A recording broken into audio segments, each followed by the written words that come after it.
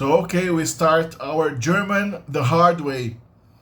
Introduction to the German language in a fractal method on the MOPC channel. The fractal method is about showing you the big picture first, all the way, showing the entire language, but in low resolution. And then as the approach continues, we will go deeper into each section of the language and see it in greater detail as we go along. And it never ends. It's not a course. I don't make courses on languages. I make fractal approaches on languages. So that's a way that actually there is no end. It goes infinitely into the language. There's always something else to see as you go into each area of the language, into each area of vocabulary, grammar, structure, pronunciation. On this video, we're gonna see the first, most superficial level. We're gonna see the big picture. I'm gonna show you the entire German language in a few minutes. I recommend that you make prints of every one of the following screens, where basic tables and summaries and schematics of the German language will be shown in a way that will be used by you, by anybody learning language, German language in for the first several months or maybe even years. Let's start. The first thing about German is, like most languages, we can start with the pronouns and the verb to be in the present and in the past. This is a verb sein in German. The infinitive to be or be is like sein, S-E-I-N. And its conjugation in the present is ich bin, du bist, ist. Stands there for he, the masculine pronoun. It could be sie, which is she, or es, which is it. Wir sind, we are. Ihr seid, you plural, are. Sie sind, they are. Just like in English, the plural sie, the third person plural, has no specific gender. It can be masculine, inanimate, feminine. And in the past, you have ich war, I was. Du warst, you were. War, he was. Wir waren, we were. Ihr wart, you plural, were. And sie waren, you were. And the verb to have. Ich habe, du hast, hat. Wir haben, ihr habt, sie haben. In the past, ich hatte, I had. Du hattest, hatte. Wir hatten, ihr habt, ihr hattet. And here's a few modal verbs. This is the verb können, which is like equivalent to can in English. Be able, indicates capacity to do something. Ich kann, du kannst, kann. Wir können, ihr könnt, sie können. In the past, ich konnte, du konntest, konnte. Wir konnten, ihr konntet, sie konnten. The verb wollen. It is related to the verb will in English, but it doesn't indicate the future as it does in English. It still means what it meant in older English. It means the verb to want, to desire something. So, ich will means I want. Du willst. Will. Wir wollen. Ihr wollt. Sie wollen. In the past, ich wollte, du wolltest, wollte. Wir wollten, ihr wolltet, sie wollten.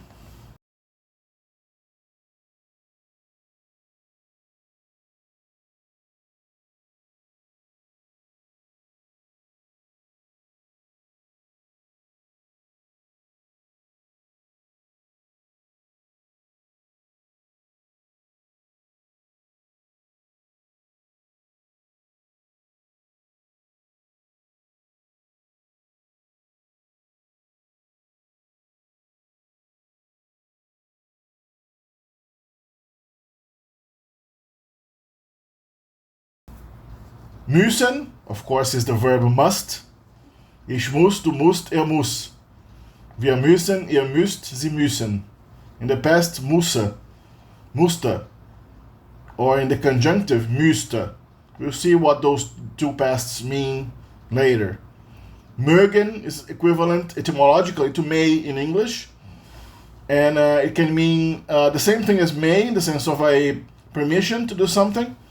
Hypothesis that something may happen, but it also means to like sometimes. Sometimes it's used as a verb to like, to enjoy, to find something pleasurable.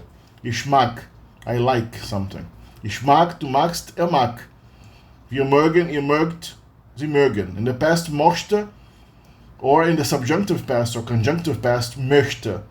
Möchte is usually used as the equivalent to I would like, he would like. Ich möchte ein Glas Wasser. I would like a glass of water. Indicates it's a way to politely ask for something. Dürfen is a verb that has no equivalent etymologically in English. It is usually used to express a permission, just like may in English when you ask for, may I open the door? May I ask you something? Ich darf, du darfst, darf. Wir dürfen, ihr dürft, sie dürfen. In the past, durfte, or conjunctive, dürfte. Sollen is related to the verb shall, and in the past to the verb should. But in German, in modern German, it's used in a way I have to need to do something. Ich soll, I must, I have to.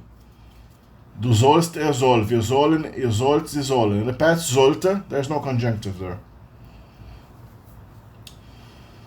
Now that we have seen the main modal verbs and auxiliary verbs, we move on to a typical, normal, mainstream, regular verb, zeigen. Zeigen is the verb to show. And it is a perfectly regular verb, which in German usually is called a weak verb. For historical reasons, the traditional term given to these verbs, which are perfectly regular, is weak verbs. They follow the weak conjugation. They are roughly equivalent to the English verbs that form the past with an ed. Easily a regular verb. So here it's ich zeige, I show, or I am showing. In German there is no progressive form. There's no difference between I show and I am showing. Okay, there's no I am showing. You have to use the simple present to indicate what in English can be both the simple present and the present progressive. I am showing. Du zeigst. You show or you are showing. Zeigt. Wir zeigen. Ihr zeigt. Sie zeigen. In the simple past, ich zeigte. I showed. Du zeigtest. Zeigte. Wir zeigten. Ihr zeigtet. Sie zeigten.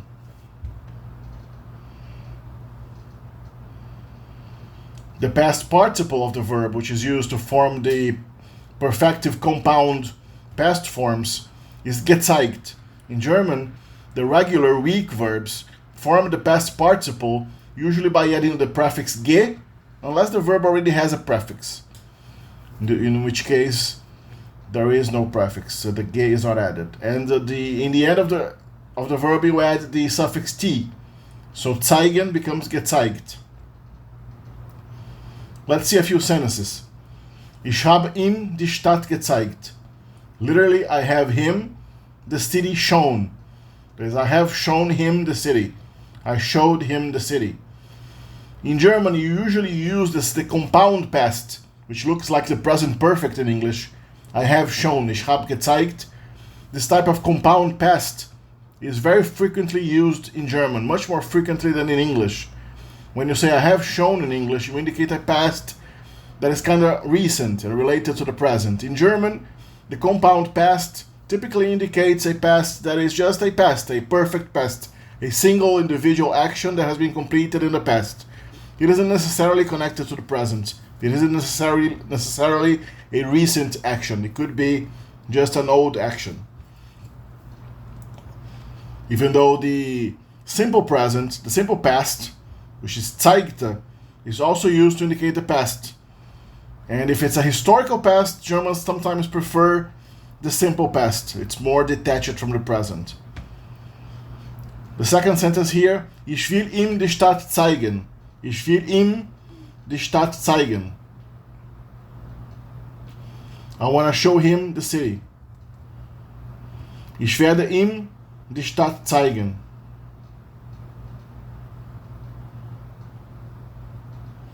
I will show the city to him. I will show him the city. The future of verbs is made with the auxiliary verb werden. Ich werde zeigen, I will show. Ich werde ihm. Ihm is the dative form of the third person masculine singular pronoun. Ihm is to him. Ich werde ihm die Stadt zeigen. I will show him the city. The negative, the negation of the verb is made with nicht. But nicht is typically put after the complement of the verb, typically closer to the end of the sentence or near the final past participle. Notice that the infinitive and the past participle in German of the verbs, they are thrown at the end of the sentence. You don't say I have shown him the city. You say I have him the city shown. Okay, the past participle is put in the end. So ich habe ihm die Stadt nicht gezeigt. Literally, I have him the city not shown. Which is I haven't shown him the city. I didn't show him the city. Or ich will ihm die Stadt nicht zeigen. I don't want to show him the city. I don't want to show him the city. Literally, I want him the city not show. We saw the verb to have. Now let's see the verb to have inside the sentence. Ich habe ein Haus. Ich habe ein Haus. I have a house. Usually the negative, just like in English, instead of negating the verb with nicht, you can negate the object of the verb, the noun that comes with the verb. So you can say, I have no house. Just like in English, ich habe kein Haus. Kein is what is called the negative article in German. It's equivalent to no plus a noun. No house, no person, no car, no street. Kein Haus, kein Mann, keine Straße. When you ask a question, you invert the verb with its subject. There is no equivalent in German to the do system in English.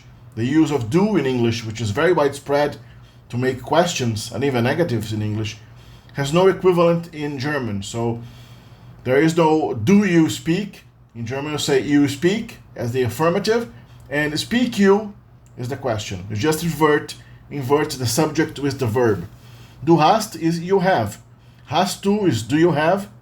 Ist is he is. Ist is he. Hat das Haus gekauft. Kaufen is the verb to buy. It's a weak regular verb. So hat das Haus gekauft means he bought the house. He has bought the house. But if you want to question whether he bought the house or not, you just invert the auxiliary verb hat with its subject. Hat das Haus gekauft? And if you want to make a negative question, you can add nicht. Hat das Haus nicht gekauft? German also has the equivalent of the phrasal verbs in English. Those are called the separable verbs in German. For a number of reasons, they appear to be separable because, well, in English, what is a phrasal verb? It's a verb that has a particle, which is usually a preposition or an adverb that comes associated with a verb and is modifies the meaning of the verb. So, like to give means one thing, and to give up means something else. To throw is the generic action of throwing. To throw away something is to put it in the garbage, to get rid of something by throwing it into away from you. So, for example, the verb werfen in German is a verb to throw. Ich werfe is I throw, but ich werfe weg is I throw away. So the weg there has the same function as the away particle in English. Ich werfe das Müll weg. Ich will das Müll wegwerfen.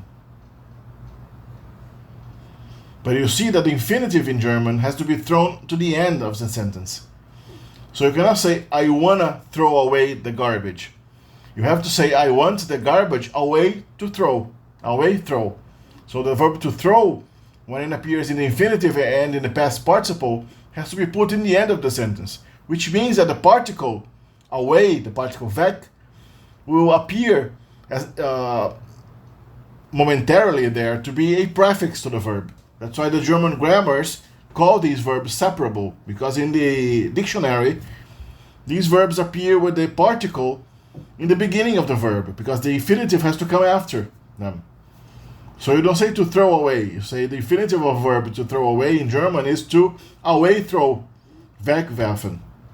So the weg there causes the illusion of being a prefix. But it's not a prefix really. It's just a particle associated with the verb. It's what certain linguists call a preverb. But we don't have to memorize terminology here. It's a particle associated with the verb like a phrasal verb in English. The thing is that the rules that regulate the position of verbs in German are different. Here we reach the noun system. The noun, in German, the noun retains the three genders of Old Germanic and Old Indo-European languages. So we have masculine, feminine, and neutral nouns. How do we know the gender of the noun and which article to use? What is the difference between the genders? Well, typically you don't know. It's okay, you have to memorize the gender with the noun whenever you learn a new noun. In most cases, you'd have to memorize which gender it is. And the genders are distinguished not by any ending in the noun itself, with a few exceptions, but by what article goes, which form of the definite article or other determinants appear with the noun. So the word Stern is masculine, so its article, to say the star, you have to say der Stern. Because it's masculine, I have to use the masculine article der. A word like Arbeit is feminine. Why is it feminine? It doesn't make sense anymore. Okay, one day, maybe thousands of years ago, the system made sense, but it all got shuffled and lost its original logic. So die Arbeit, the feminine article is die Arbeit, the work, and a neutral noun is like Dach, which means a roof. Das Dach, the definite article for the neutral gender is das Dach, the roof.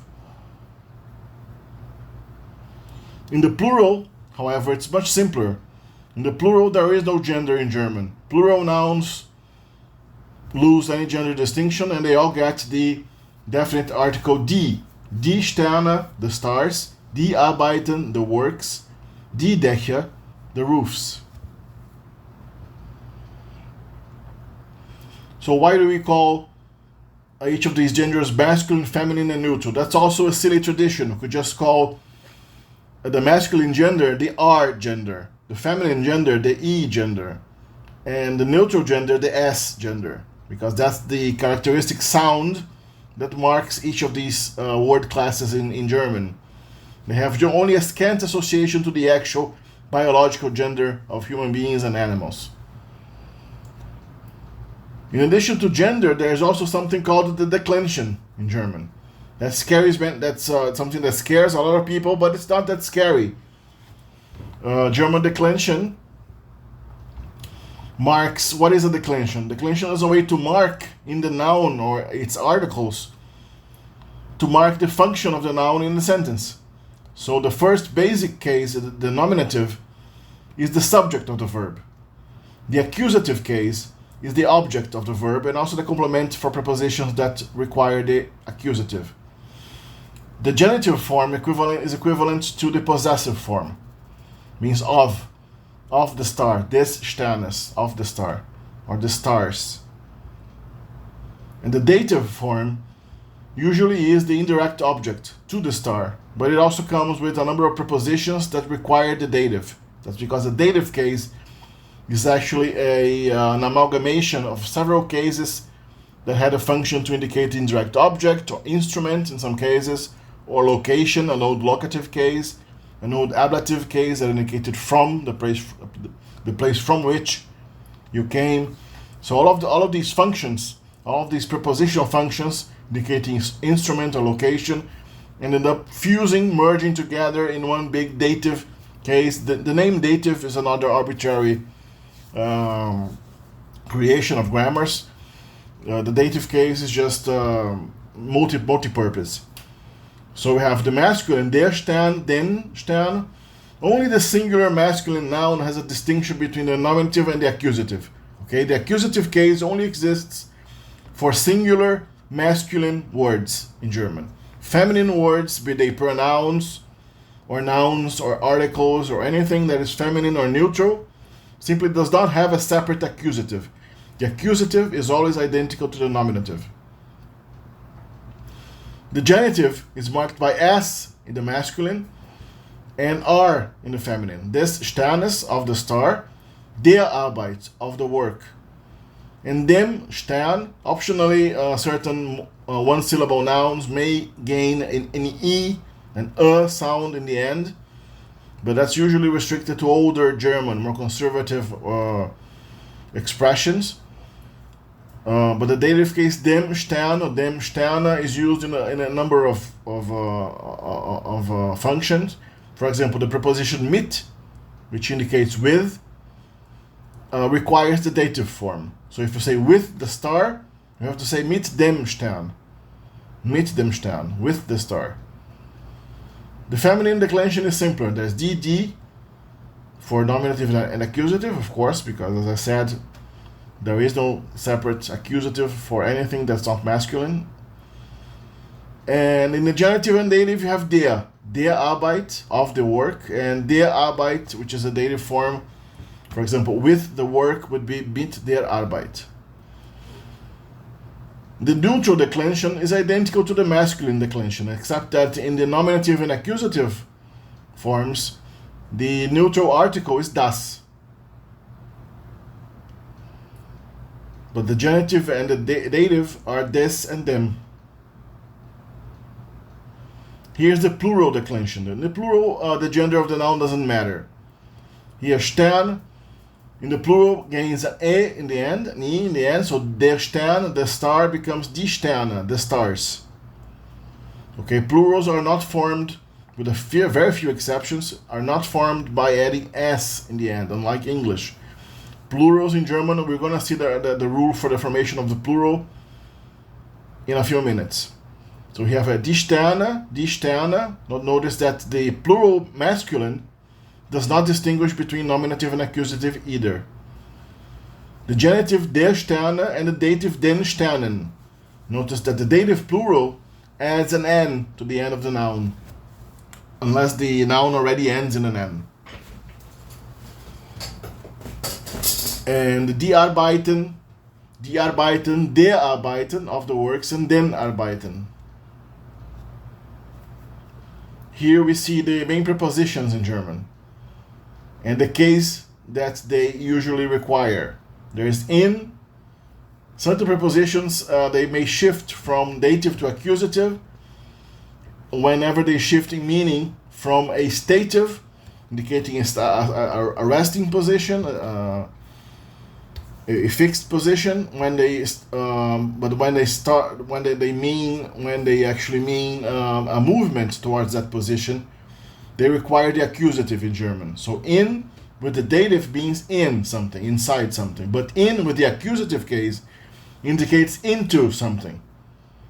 Auf indicates on, but auf with the accusative indicates onto something. Same thing with an, which is at or on. Prepositional usage is quite complicated, and we're going to see details later. Vor, hinter, zwischen, unter, neben. These prepositions also require the dative when they indicate position and the accusative when they indicate motion.